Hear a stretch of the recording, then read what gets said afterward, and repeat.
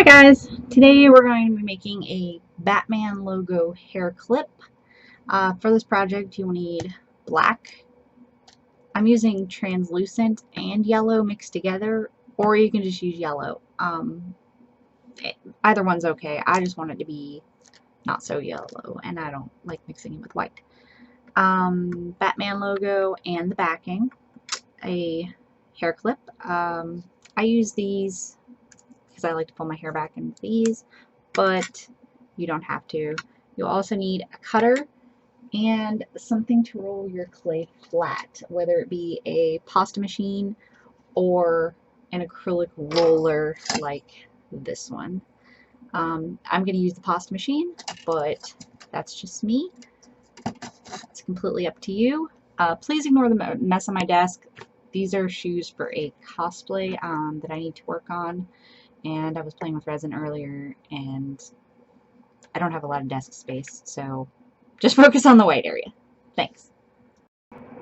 Okay, first thing you're going to do is cut out some of your clay. You're going to need to condition it first. You don't want to just try to run this through anything or roll this out because it's not ready. But you take your yellow and your translucent and just mix it together. It's going to take a while to get the color even. I've heard of people rolling this through their pasta machines to make it, the camera's not focusing, to make it go faster, but I personally think it goes just fine doing it with your hands, and it conditions it and everything for you. But you can use it as much yellow or as much translucent as you want. It's a personal preference for whatever you want. You don't have to do it my way. Like I said earlier, I just don't like blaring yellow, and I really like adding translucent clay to things. I'm not going to add it to the black just because I want that to be darker. You can also make this into a magnet or a pin of some kind. It's really up to you what you do. But once it's mixed, you're going to have this nice yellow, and then just kind of condition your black to make it not so stiff. I only use Sculpey clay and Primo, the Primo Sculpey brands. I don't know how other brands even... I've tried Fimo. I didn't like it too much. But I don't like my clay to be too soft, which is why I had a problem with the original Sculpey, the white. It wasn't going very well at all. But anyways, so condition your clay. You really should wash your hands in between because you'll get nasty stuff all over. But I have a bad habit of forgetting to do that, so I end up getting weird colors mixed together. So anyways, got your colors mixed. You can mix this with translucent if you want. That's completely up to you.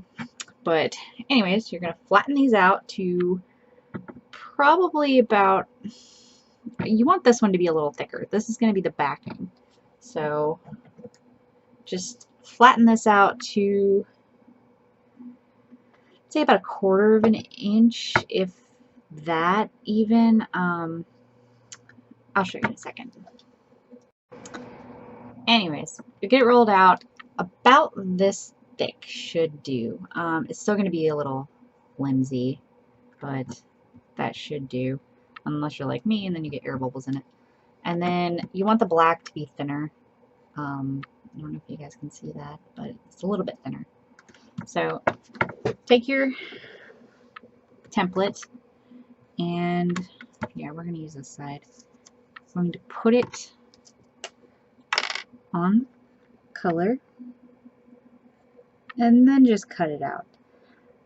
I prefer to use some kind of thicker paper to make my templates. That way I can literally just rest the blade against it and cut. And then you screw up like that. But so then you'll have your yellow.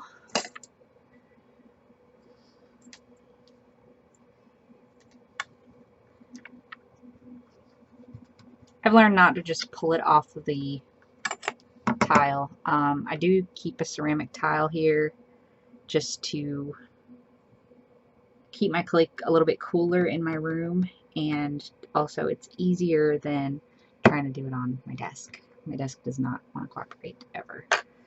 So we have our backing, and then we will take our logo and just kind of sit that there. And you can use any type of cutter you want. I do have one of the poly cutters. I don't use it all that often. Not for really any reason. I use it more to cut like straight lines or something. But it's really up to you. You can use whatever you want. I'm not good with cutting.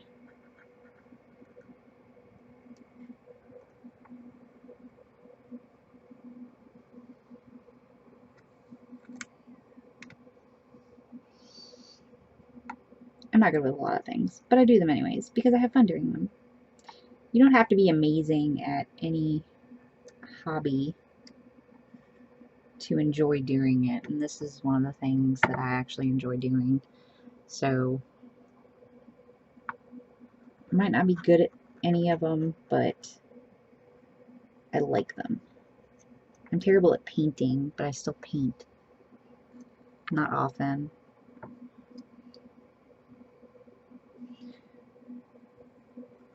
The only thing I can do is draw. That's about it. But I can't, I'm terrible at mixing colors when it comes to painting, so I end up not having anything that's that great. But then you'll have your logo, and you just want to kind of smooth out the edges a little bit. Like any place that you maybe got a little too rough with the blade. Or you can leave it, you know, really edgy, I guess, if you want. Like I said, this is all up to the person doing it. You don't have to do it my way. You don't have to do it anyone's way. This is just something really simple that I thought was going to be fun. And I love Batman. So then you just place your Batman wherever you want him and press down lightly. Not too hard because then you'll smush him. And you can either leave it like that or you can put a border on it. I am going to put a border on it.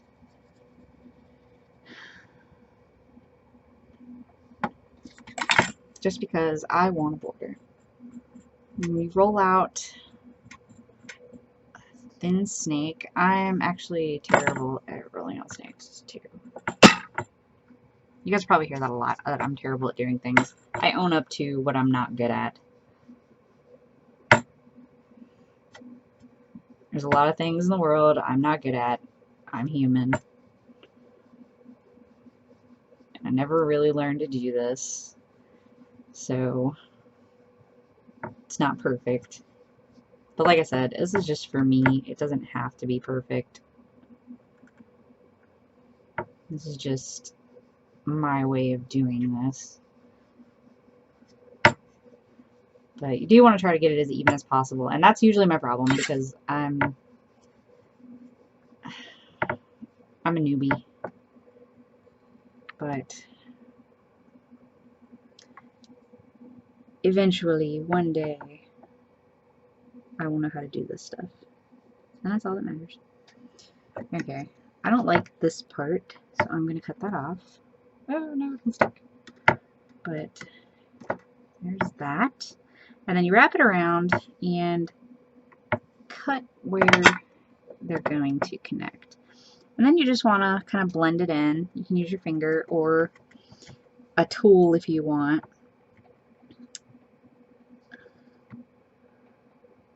But I'm just going to use my finger to do it.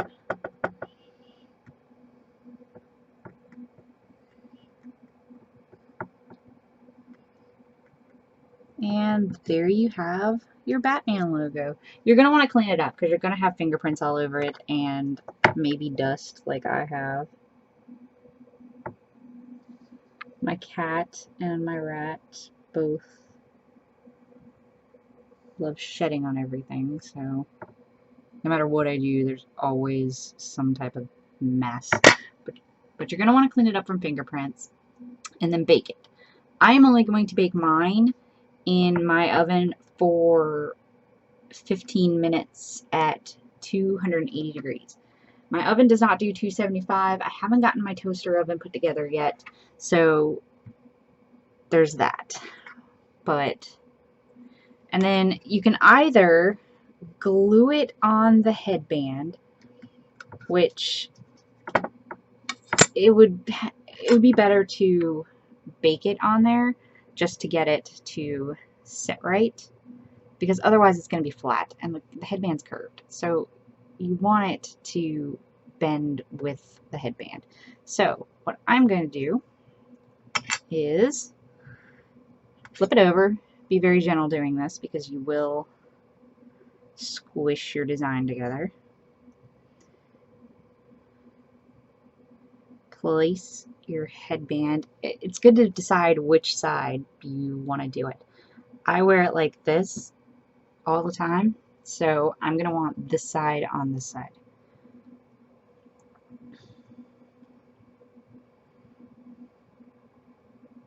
And then take some clay, just a little bit, just enough to adhere it to itself.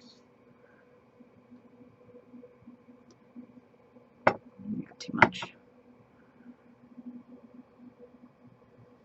But what you'll do is get a little bit on there, and that way it will hold the headband in without glue. And then usually what I do is take some kind of tool. Doesn't matter what you use. You can use a dotting tool or one of these silicone smudgers. I like these. I don't know what they're called. I call them smudgers. I don't know. But you're just going to work it gently out so that it's not blocking the hair clip. Because you want to be able to open this, obviously, because you're going to stick your hair in it. It doesn't have to be perfect on this side. Nobody's going to see it. But you do have to be careful when holding it because you will smush it again. But just work it out until it's nice and smooth. And as you can see, I got dirt all over this side. So it's not that pretty. But then, after you've cleaned up your piece, what you'll do is I sit it in the oven like this, usually with some foil around here, the base, holding it upright so it's not leaning, and then you bake it. And then once it's done, you can either glaze it or not. You really don't have to because there was no paint used, but you can glaze it or leave it as it is, and you'll be done.